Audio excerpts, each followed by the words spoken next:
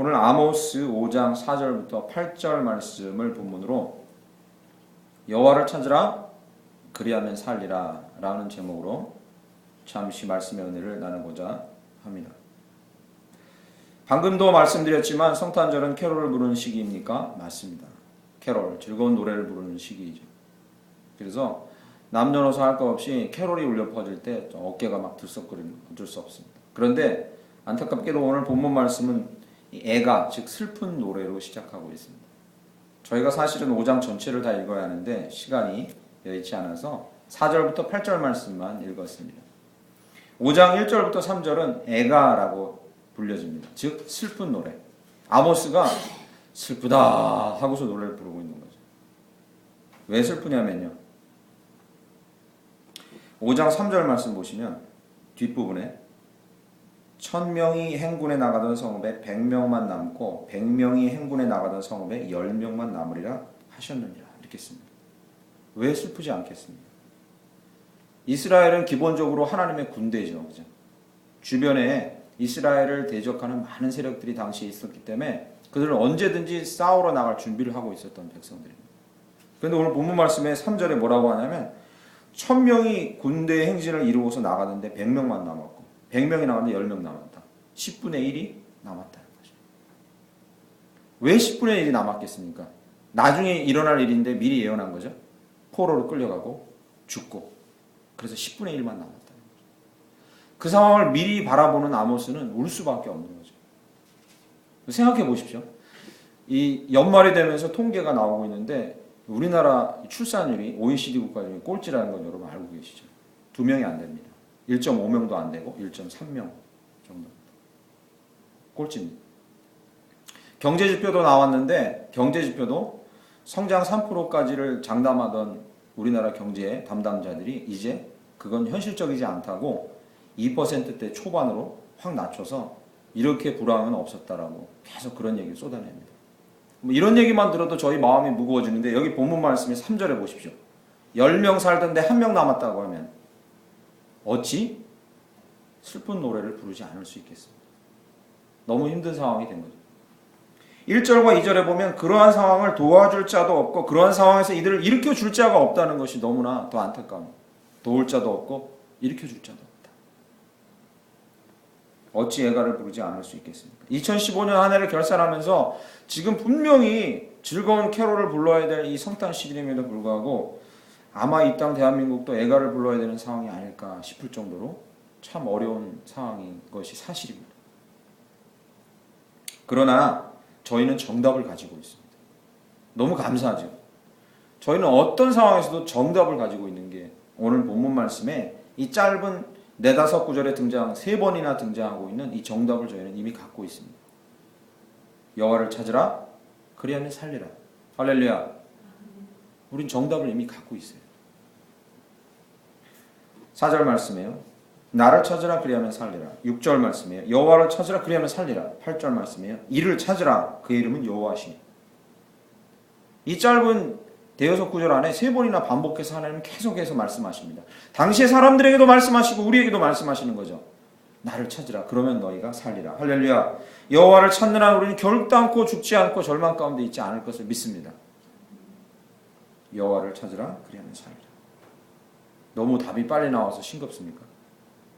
그러나 이 말씀 안에는 전제가 2가지, 분명한 전제, 즉 미리 알아둬야 될 전제가 이 말씀 안에 2가지 있다는 사실을 저희가 기억해야 합니다. 첫 번째, 이것은 하나님이 이렇게 말씀하시는 게 아니라는 거죠. 너희들 나를 찾아라 그러면 좀 나아질 거다. 너희들 나를 찾아라 그러면 좀 형편이 필 거다. 너희들 나를 찾아라 그러면 좀 기뻐질 거다. 그렇게 말씀하시는 게 아니에요. 하나님을 찾는 것은 좀 더 나아지는 문제가 아니라 죽고 사는 문제라는 거죠. 여기 본문 말씀에요. 4절, 6절, 8절에 반복해서 나를 찾으라 그리하면 어떻게 된다? 살리라. 그러면 반대로 얘기해 보겠습니다. 나를 찾지 않으면요? 죽으리라. 그 얘기를 하고 계십니다. 이건 좀 더 나아지느냐 문제가 아니라 죽고 사느냐 문제. 그 전제가 여기 깔려 있는 겁니다. 전제가. 실제로 이스라엘 백성들은 이 예언이 베풀어지던 당시에 하나님을 찾았으면 그들은 생존했을 겁니다. 그러나 이 예언이 베풀어지던 당시에도 이스라엘 백성은 하나님을 찾지 않았습니다. 그래서 어떻게 됐죠? 죽었어요. 멸망당했어요. 10사람 중에 9사람이 죽고 포로로 끌려가고 단 한 명만 남았다. 인문고전에 옛날에 나오던 연극 대사의 유명한 대사죠. 그죠? 죽느냐 사느냐? 그것이 문제로다. 그 얘기하고 있는 겁니다. 여호와를 찾는 문제는 더 나은 삶을 영위하느냐가 아니라 죽느냐 사느냐의 아주 절박한 문제라고 오늘 본문 말씀은 이스라엘을 향해서 말해주고 있고 우리를 향해서도 말해주고 있습니다. 목사님, 저희가 하나님을 찾지 않는다고 당장 죽습니까? 우리가 겉으로는 살지요. 경제적으로는 살고 문화적으로는 살고 우리의 육신이 삽니다. 그러나 여호와를 찾지 않는 이상은 우리의 영이 죽고 우리의 신앙이 죽고 우리의 영성이 죽고 하나님이 원하시는 삶에서는 살아있는 삶이라고 말할 수 없는 것이 진리이기에 우리가 하나님을 찾는 것은 죽고 사느냐의 문제인 것이죠.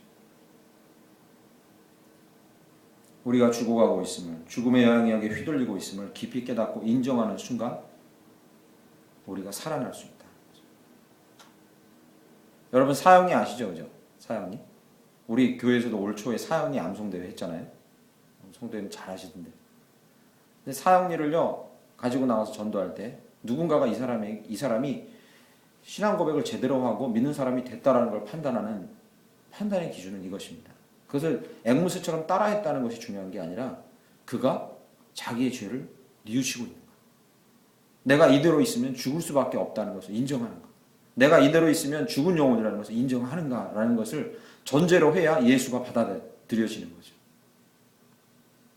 즉 내가 정말로 이 순간에 이대로 있다간 죽겠다는 것을 절실하게 느끼고 내가 죽은 영혼이라는 것을 절실하게 느낄 때 그때 성령이 예수를 그의 마음에 주신다.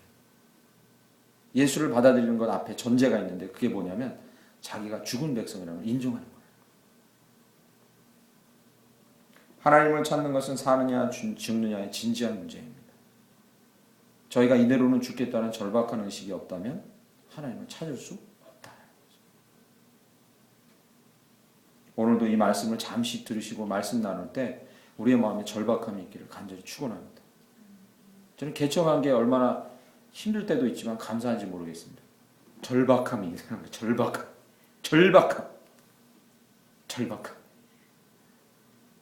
예전에 부목사로 지낼 때는 담임 목사님이 저희 섬기던 담임 목사님이 김 목사 왜 교회에서 앉아? 왜 처리 안 해? 하면 꼭 그렇게 해야 됩니까? 이제는 제가 스스로 와서 잡니다. 왜요? 절박함이 있어요. 절박함. 왜 이 말씀을 드리냐면 절박함이 없이는 여호와 하나님을 찾을 수 없어요. 어느 정도의 절박함이냐면 죽느냐 사느냐의 문제라는 절박함. 여호와를 찾으라 그리하면 살리라라는 말 안에는 이 전제가 깔려 있는 거죠. 이건 죽느냐 사느냐의 문제. 꼭 밥을 못 먹어 죽습니까? 그 얘기를 하는 게 아니잖아요. 우리 영혼이 죽느냐 사느냐라는 문제인 거죠. 두 번째 이 말씀 안에는 또 하나의 전제가 들어 있습니다. 이건 뭐냐면요. 지난 시간에 주일날 나눴던 얘기의 연속성상이 있는 겁니다. 나를 찾으라 그러면 살리라 하셔놓고 하나님이 숨어 계신 분이 아니라는 거예요. 할렐루야. 나 찾아봐라 하고서 숨어 계시면 곤란할 텐데 지난 시간에 저희가 나눴죠. 하나님은 결코 외치지 않으시는 적이 없고 지금도 외치고 계시고 앞으로도 우리를 향해서 외칠 것이죠. 기억나시죠? 하나님은 자기를 찾으라고 말씀하시고 숨어 계신 분이 아니라는 거예요. 그것이 이 말씀의 두 번째 전제인 거죠. 하나님은 자신을 끊임없이 드러내고 계신 분이에요. 그리고 또한 특별히 하나님께서는 성경 말씀에 창세기부터 계시록까지 계속해서 반복적으로 수도 없이 말씀하십니다. 나를 찾으면 너희는 반드시 나를 찾을 것이다 라고 약속해 주셨다는 거죠. 여러분 이와 관련된 구절은 하나 이상 모르는 분이 없어요. 그죠? 신명기에도 쓰고 있습니다. 그를 찾으면 만나리라. 역대하 7장 14절은 아주 유명한 구절입니다. 너희가 나를 찾고 내 얼굴을 찾으면 내가 너희를 용서하고 내 뜻을 돌이키고 너희 나라를 회복하리라. 누가복음 11장 9절에서 10절 유명한 구절 있죠. 두드리라 찾으라. 찾으면 어떻게 하겠고? 만나겠고 찾겠고 계속 반복되는 겁니다. 근데 로마서 3장 11절에요. 사도 바울이 안타깝게 하나님의 마음으로 얘기합니다. 그렇게 얘기하건대 나를 찾는 자가 없도다. 사도 바울은 얘기하죠. 이 하나님의 약속입니다. 이 두 가지 전제를 갖고 있어 이 말씀은 같이 있는 거죠. 나를 찾으라 너희가 살리라. 첫 번째 전제는 뭐라고요? 죽느냐 사느냐 문제를 절박할 때 반드시 찾게 될 것이다. 또 하나는요, 숨어 계신 분이 아니기에 우리는 그 만나 주시겠다는 약속이 있기 때문에 찾게 될 것이다. 이 전제를 마음에 품으시고 여호와 하나님을 순간순간 또 일생 찾으시고 만나시고 그와 긴밀한 교제를 나누시고 이 땅에서는 결코 경험할 수 없고 이전에 경험할 수 없었던 그 놀라운 은혜를 순간순간 누리며 살아가실 간절히 축원합니다. 그런데 궁금한 게 있죠. 이렇게 분명한 약속이 있고 하나님 숨어 계시지 않고 계속 말씀하셨고 이스라엘의 절박함이 있었고 죽음에 방불한 절박함이 있었는데도 불구하고 왜 이스라엘은 하나님을 찾지 않았을까요? 그래서 망했을까요? 왜 반복해서 하나님이 계속 얘기했는데 망했을까요? 왜? 참 아이러니컬합니다. 어디 그들 뿐입니까? 저희는 왜 또 하나님이 그렇게 숨어 계시지 않고 말씀하시고 찾으라 하시고 우리에게 절박함이 있는데도 우리는 하나님의 음성을 잘 못 듣고 하나님 뭐라고 하시는지 뜻을 모르고 항상 하나님을 만나고 싶은데 못 만났다고 얘기합니다. 왜 그럴까요? 그게 저희에게는 항상 궁금하고 질문거리입니다. 왜 어째서 하나님 만나주시겠다는데 저희가 그렇게 만날 수 없을까요? 하나님의 음성을 자주 들을 수 없고 그 뜻을 알 수 없을까요? 한국 개신교 기독교 안에 저명한 신학자들과 미래학자들은 하나같이 다 이렇게 예언합니다. 저희는 긴장해야 합니다. 한국교회 개신교, 보수적이라고 하는 개신교회들은 수십 년 안에 씨가 마를 것이다. 이렇게 얘기합니다. 우울한 예언이죠. 단서가 있습니다. 이대로 간다면 변화 없이 이대로 간다면 씨가 마를 것이다. 그러나요. 그 중에서도 우리나라 개신교 중에서도 소폭의 증가를 이룰 것이다라고 이대로 간다면 지금 현재대로 간다면 소폭의 증가를 이룰 것이다라고 하는 교단은 오히려 되게 자유주의적이고 급진적인 교단입니다. 술 담배도 되고 동성애 괜찮고 이렇게 얘기하는 교단들은 소폭 상승할 거다 이렇게 얘기합니다. 천주교도 소폭 상승할 거다 이렇게 얘기해요. 우울한 예언이죠. 그런데 이 연구와 결과를 발표한 근거가 뭐냐? 바로 이겁니다. 보수적인 우리나라 개신교 교회 안에서 뭐가 부족하기에 도대체 이대로 가면 씨가 마를 거냐? 신학자들은 분석하기를 그들 보수적인 기독교 한국 교회는 영성, 즉 신앙의 길에 대해서 추상적인 구호는 많이 외치는데 구체적으로 성도들을 인도할 영성의 길을 가르쳐주지 않기 때문에 그렇다. 말씀 읽으세요. 기도 많이 하세요. 하나님께 순종하시고 잘 따라오세요라고 추상적으로 얘기하면서도 교회 안에서 성도들을 어떻게 그렇게 이끌 수 있는지 가르쳐주지 않고 그렇게 이끌어주지 않아서 개신교회 안에서는 앞으로 영적인 성숙과 성장이 있을 수가 없다고. 이건 목회자인 제가 먼저 회개해야 할 일이죠.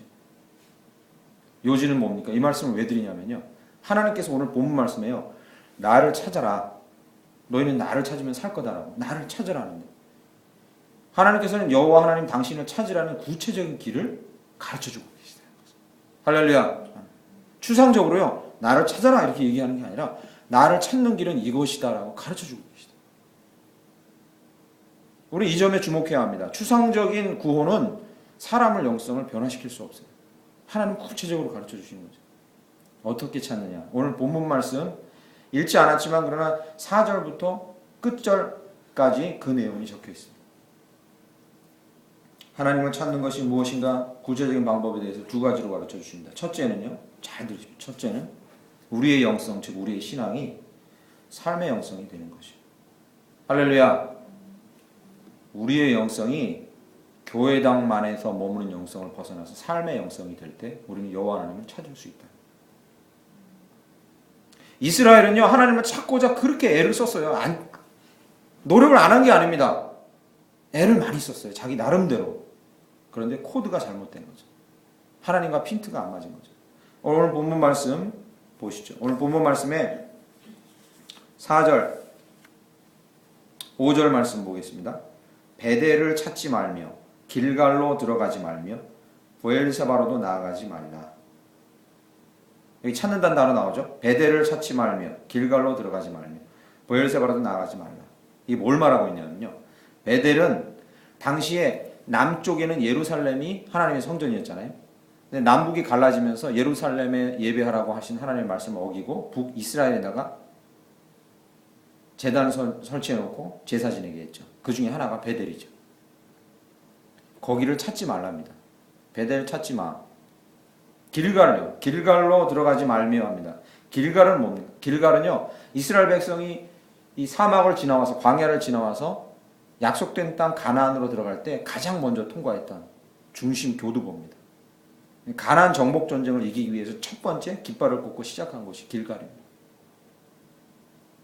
전통적으로 이스라엘 백성에게 과거의 영화를 느끼게끔 해주는 전통적인 장소인 거예요. 본문 말씀이 뭘 얘기합니까? 너희들 나를 찾으려고 베델 화려하게 차려놓은 신전에 가는데 거기 나 없어. 이 얘기하시는 거죠. 너희들이 전쟁에서 막 이기면서 승승장구해서 막 와, 하나님 우리와 함께 계시구나라는 이 느낌을 느꼈던 길갈에 너희가 가서 나를 찾는데 거기 나 없어. 이 얘기하고 계신 거예요. 그런데 나 없어. 이 얘기하고 계신 거죠. 사랑하는 성도 여러분, 지금도 마찬가지. 10억, 100억, 수천억 들여진 화려한 예배당에서 성가대가 의리의리하게 있고 아주 수준 높은 설교가 올려 퍼지고 고급진 나눔이 있는 데 가서 예배를 드리고 나서 하나님을 찾고 내가 만났다고 얘기하는 느낌을 받으려고 애쓰는 몸부림치시는 분들이 있습니다. 그럴 수도 있지만 거기에 반드시 하나님이 거기에만 계시지 않는다. 그렇게 착각하시는 분들이 많습니다. 잘 거쳐지고 고급지고 완전히 눈에 보이기에 하나님이 계실 만한 곳이다라고 느껴지는 곳 가서 예배 드려야 내가 하나님 만났다고 착각하시는 분들이 있습니다. 하나님 뭐라 하십니까? 베델에서 찾지 말고 길갈로 들어가지 말라. 난 거기 없다. 그리고 하나님이 주시는 말씀이 놀라운 말씀을 보십시오. 8절에요. 8절을 제가 읽어보겠습니다. 묘성과 삼성을 만드시며 사망의 그늘을 아침으로 바꾸시고 낮을 어두운 밤으로 바꾸시며 바닷물을 불러 지면에 쏟으시는 이를 찾으라. 그 이름은 여호와시니. 할렐루야. 아멘. 하나님은 어디 계시냐? 밤을 낮으로 바꾸시고 낮을 밤으로 바꾸시는 시간의 변화 속에도 그냥 계시고 비를 내리실 때 거기도 계시고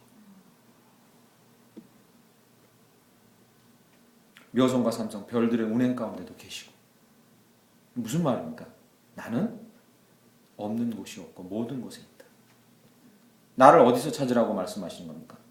너의 일상에서 찾으라고. 너의 삶에서 찾으라고. 네가 서 있는 지금이라고 말하는 그 순간에 서 있는 거기서 찾으라고. 여호와를 찾는 길은요, 이건 우리 한국의 교회가 들어와서 너무나 오랫동안 잘못된 습관으로 굳어져 있던 거죠. 교회가 예배당 안에, 하나님이 예배당 안에만 계실 거예요. 특정한 장소에 있을 것이에요. 시편 기자는 뭐라고 고백합니까? 나를 가두어둘 어떤 곳도 없다고 하나님 스스로 말씀하시고 나는 너희의 삶 한가운데, 너희의 마음 한가운데, 너희가 행하고 그리고 거하며 숨쉬는 모든 곳에 내가 있다고 말씀하죠.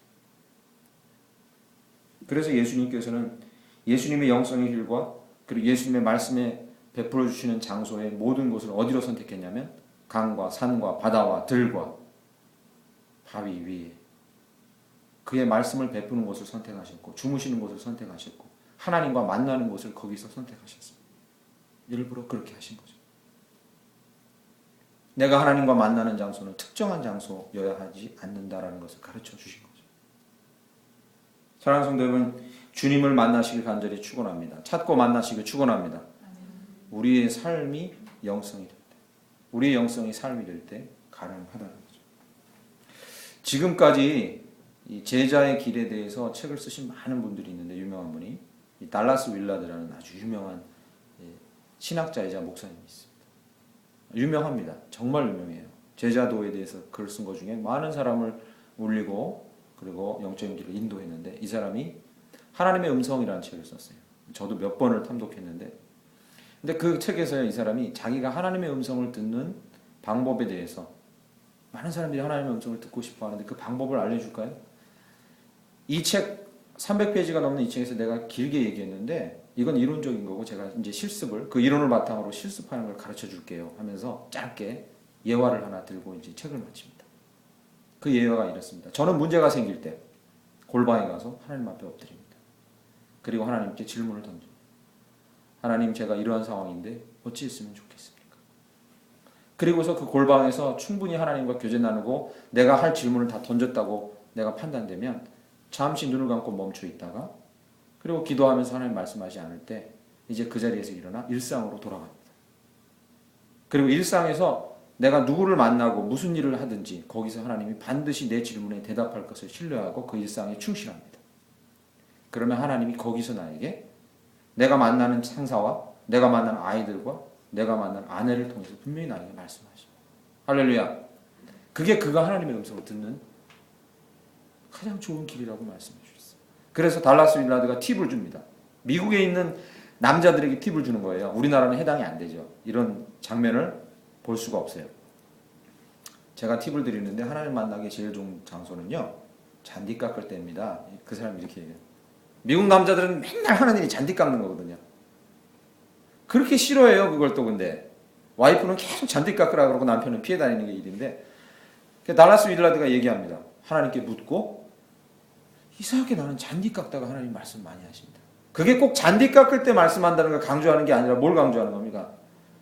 내 일상에서 하나님 나에게 내가 만나는 사람과 내가 하는 일을 통해서 말씀해 주시더라. 여호와를 찾는다는 건 추상적인 게 아닙니다. 우리의 일상의 모든 부분을 열어놓고 하나님께서 나에게 누구를 통해서 말씀하시며 어떤 사건을 통해서 말씀하실지에 주목할 때 우리는 하나님을 만날 수 있다. 두 번째, 오늘 본문 말씀에서 우리가 하나님을 만나려면 우리의 영성, 우리의 신앙이 어떤 영성이 되냐? 실천의 영성이 돼야 한다. 할렐루야. 무슨 영성이요? 실천의 영성이 돼야 한다. 오늘 본문 말씀을 저희가 잘 읽지 않았지만 다 읽지 않았지만 시간이 없어서 그 9절부터 8절부터 9절부터 15절까지 나오는 모든 내용을 한마디로 요약한 게 우리가 읽은 5장 7절에 쓰여 있습니다. 7절 말씀 제가 읽어보겠습니다. 정의를 쓴 쑥으로 바꾸며 공의를 땅에 던지는 자들아, 이렇게 쓰여 있습니다. 그렇죠? 이 앞뒤로요 말씀의 흐름을 보셔야 돼요. 앞뒤로 계속해서 뭘 얘기합니까? 나를 찾으라. 나를 만날 것이고 너를 살 것이다. 그 얘기를 계속하면서 앞뒤로 그 얘기를 하면서 그 중간에 만나는 방법, 찾는 방법을 하나 더 가르쳐 주신 거예요. 무슨 단어로? 정의, 공의라는 단어로. 그리고 이 말씀을 9절에서 15절까지 풀어주고 계신 거예요. 지금 이걸 자세히 설명할 시간이 없는데요. 9절에서 15절 내용이 7절 말씀을 풀어주는 건데 9절에서 15절 내용이 이겁니다. 힘없고 가난하고 의로운 자들, 그들이 행하는 일을 돕고 그들에게 공평히 행하고 공정하게 대하고 정직을 행하는 것. 그게 바로 하나님을 찾는 거라는 거죠. 할렐루야. 그 얘기를 계속하는 거예요. 하나님을 찾는다 하니까 제사 행위를 자꾸 거룩하고 아름답게 뭐 거하게 행하는 것만이 하나님을 찾는 게 아니라 너희들이 하나님을 찾는 방법을 가르쳐 주겠다는. 그게 뭐예요? 의롭고 힘없고 가난하고 그리고 도움이 필요한 자들을 외면하지 말고 공정하게 대하라. 그래서 하나님을 찾는 거예요. 목사님, 그게 왜 하나님을 찾는 겁니까? 대표적인 예가 누구냐면요, 아브라함입니다. 여러분 아시잖아요. 아브라함이 하나님과 얼마나 가까운 관계였는가 아시죠? 단을 쌓고 하나님과 예배하며 하나님의 음성을 들었죠. 근데 그것만으로 아브라함이 하나님을 만난 게 아닙니다. 아브라함이 하나님을 자주 만난 경우가 언제입니까? 모르는 사람이 길을 가다가 아브라함 집을 찾아옵니다. 아브라함이 하나님을 그때 만납니다. 어떻게 할 때? 그들을 성의를 다하여 대접할 때. 그죠? 그래서 오늘 본문 말씀이 증명되는 거예요. 너희는 의롭고 그리고 힘없고 가난하며 필요가 있는 자들, 그들을 정성스럽게 대하고 정성스럽게 대하지 않아도 된다. 그것까지 바라지 않는다. 오늘 본문 말씀. 그들에게 불의를 행하지 않고 공정하게만 대해도 거기서 너희는 하나님을 찾게 될 것이다. 그래서 아브라함 얘기를 히브리서 13장 2절에 이렇게 씁니다. 손님 대접하기를 잊지 말라. 이로써 부지 중에 천사들을 대접한 이들이 있었느니라. 할렐루야. 우리가 잘 아는 말씀입니다. 어찌 이것이요 대단한 결심으로 불우한 이웃을 도와야만 하나님 만날 수 있다. 이 얘기를 하고 있는 거겠습니까? 그 얘기가 아닙니다. 이 얘기는 우리의 모든 삶에서 말씀을 따라 작은 실천을 할 때, 실천의 영성이 될 때 우리가 하나님을 찾게 될 것이다. 꼭 기억하십시오. 우리가 대단한 선행을 행할 때 하나님 찾는다. 그 의미가 아니라 우리가 말씀을 들은 것 중에 작은 것이라도 실행하려고 반응할 때 그때 하나님은 우리에게 반응하시고 만나 주실 것이라. 아멘. 하나님께서는 우리가 기도를 많은 시간 하고 말씀을 많이 읽고 그리고 우리가 많이 교회 와서 봉사하는 거 오케이 좋아하십니다. 너무 좋아하십니다. 그러나 하나님은 우리의 어떤 모습을 더 좋아하시냐면 기도하고 말씀을 들은 것 중에 가장 작은 것이라도 거기에 반응하고 실천하려고 할 때 그것을 더 좋아하신다. 그리고 그 우리의 반응에 하나님은 거듭 반응하실 겁니다. 제가 부목사로 있을 때요.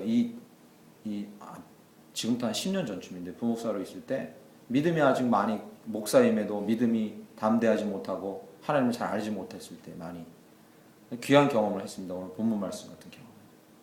하나님이 어디 있을까 자꾸 맨날 하나님 음성 들으려 하고 기도도 많이 하려 애쓰고 하나님을 찾는 게 뭘까요? 당시에도 시즌이 딱 요때였어요. 제가 부목사로 있던 10년 전쯤 요때 성탄절을 앞둔 시즌에 청년 아이들을 지도하고 있었는데 청년들에게 소망을 하나 나눴습니다. 뭐냐면 주변에 있는 이웃들을 돕시다. 근데 교회에서 청년부 안에 재정이 할당된 게 없는 거예요. 전혀. 조금밖에. 근데 그 조그만 걸로 도우려니까 너무 도울 사람은 많고 타겟으로 정한 게 혼자 사는 할머니나 할아버지, 아빠, 엄마, 홀어머니, 홀아버지 사는 자녀들 도우려고 한 건데 너무 가정은 많은데 재정은 요만큼인 거예요. 그래서 교회 안에서와 청년들 안에서와 청년부 안에서 다음에 내년에 합시다. 돈을 좀 모아서. 그런 이야기들이 막 나왔어요. 그런데 하나님이 저와 우리 임원들에게 청년들에게 참 귀한 청년들인데 이 청년들의 마음에 주신 마음이 뭐였냐면 작더라도 반응을 합시다. 실천합시다. 단 한 명을 돕더라도 실천해서 우선 하려고 합시다. 이런 얘기가 나왔습니다. 그래서 우리가 한 가정을 돕더라도 하겠습니다라고 광고를 하고 실행하려고 했습니다. 그런데요, 놀라운 일이 있었어요. 그 청년들이 자주 가던 일식 돈가스 집에서 어떻게 청년들이 예배 마치고 거기서 평일날 이제 식사하고 예배도 마치고 가는데 이렇게 돈가스를 먹다가 자기들끼리 그런 얘기를 하는 걸 듣고 이 돈가스 집 사장이 지금 귤 쌀 때잖아요. 요맘때쯤에 제주도 귤이라면서 30박스를 청년부실로 보내온 거예요. 너무 좋은 일 하시는데 제가 꼭 돕고 싶습니다. 그리고 그 얘기를 듣고 어떤 지인이 자기는 이 교회 다니지도 않지만 어떤 지인이 전기도 압류를 또 3, 40개 이렇게 보낸 거예요. 제가 그 경험을 하면서 하나님을 찾고 하나님을 만난다는 것은 뭐냐면 작더라도 하나님의 말씀에 반응하고 실천하는 것이다. 여러분이 마음 가운데 언제든지 늘 간절함이 있을 겁니다. 저도 간절함이 있습니다. 어떤 간절함이냐면 내가 이대로 있으면 삶이 달라지지 않을 텐데 하나님을 만나야 되는데 이런 간절함이 있을 겁니다. 그러면 찾게 되죠, 당연히. 근데 찾는 과정에서 너무 추상적인 과정이 우리 안에 있는 거예요. 엎드려서 기도하고 앉아있으면 좋은 일이지만 그것만으로는 부족하다는 거죠. 찾는 방법을 하나님이 구체적으로 말씀해 주시는 거죠. 어떻게 해요? 우리의 모든 일상이 하나님 계신 곳임을 기억하고 거기서 하나님을 만나려고 몸부림쳐야 한다는 거죠. 또 하나는요. 말씀에 작더라도 반응할 때 하나님이 우리를 만나 주실 것이라는 걸 기억하고 반응해야 한다는 거죠. 하나님이 이스라엘 백성이 이 두 가지를 가르쳐 주셨음에도 불구하고 이스라엘은 그렇게 하지 못했어요.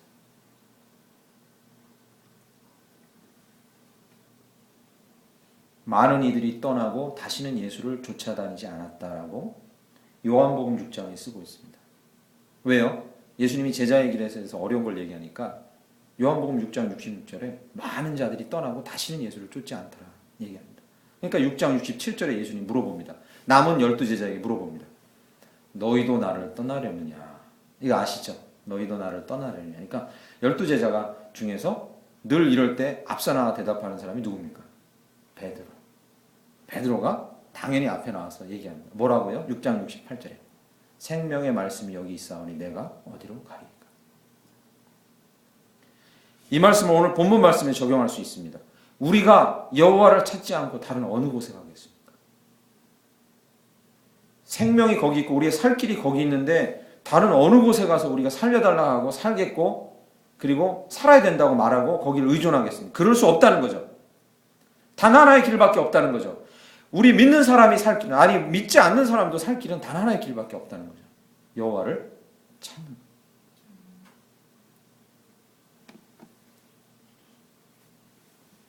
그러나 우리는 반드시 기억해야 합니다. 이것은 추상적인 게 아니라 바로 여기서 찾지 않는 이상 아무리 대단한 교회가 오라 대단한 목사님이나 대단한 기도원에 가도 찾을 수 없다는 거죠. 바로 여기서, 바로 여러분의 삶에서, 삶의 한가운데서 찾아야 한다.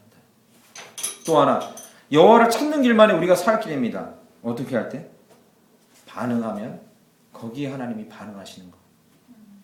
우리가 반응할 때 하나님 반드시 우리에게 나타나 주실 것이라는 걸 믿고 반응해야 한다. 어떤 몸부림도 좋습니다. 아주 작은 몸부림도 좋습니다. 하나님 거기에 반드시 위대하게 반응하실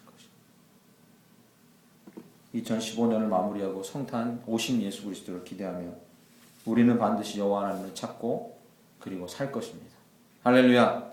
아멘. 목숨만 연명하여 사는 것이 아니라 우리의 반응에 반응하시는 하나님의 놀라우심을 충만하게 경험하고 바로 계신 모든 곳에서 순간순간 하나님을 경험하며 만족과 기쁨을 누리는 생존을 하게 될 것입니다. 그렇게 살아가시는 저와 여러분들에게 간절히 축원드립니다. 기도하겠습니다.